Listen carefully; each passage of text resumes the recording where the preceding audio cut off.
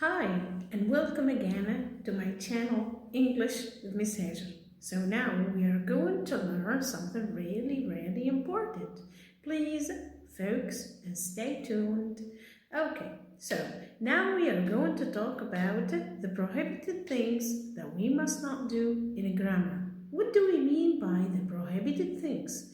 We mean that the things that we must not do when it comes to conjugate any verb in English, okay? If you are facing a small paragraph in which you are asked to conjugate a certain verb, please, never conjugate the verb after these words, okay? Never.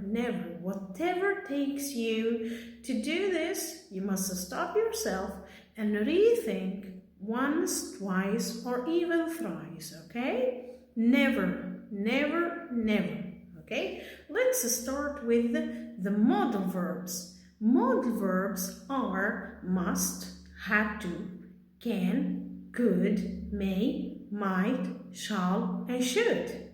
You see? These are called modal verbs. Modal verbs are words that are placed before the verb sometimes, okay? Before the verb most of the time and not sometimes, okay?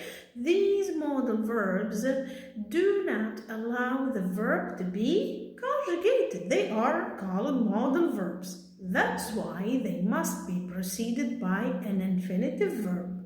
So, after these words, never conjugate the verb after them, okay? So, we move to the second list. The second list that you must not conjugate the verb after them are do, does, did not, do not, and does not.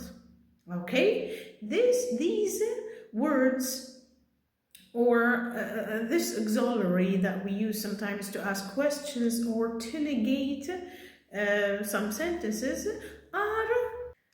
are considered as a verb that is already conjugated. That's why we must not conjugate the verb after them. For example, let me give you an example. Look at this sentence. Maria can sleep in her tent. Okay, so normally if I am going to conjugate this verb into the simple present with Maria is she. So in the simple present I must add an S.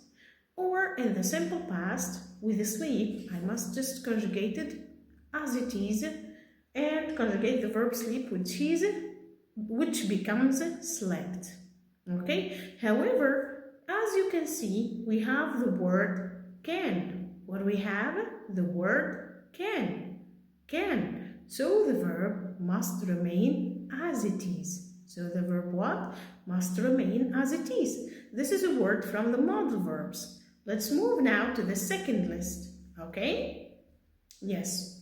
John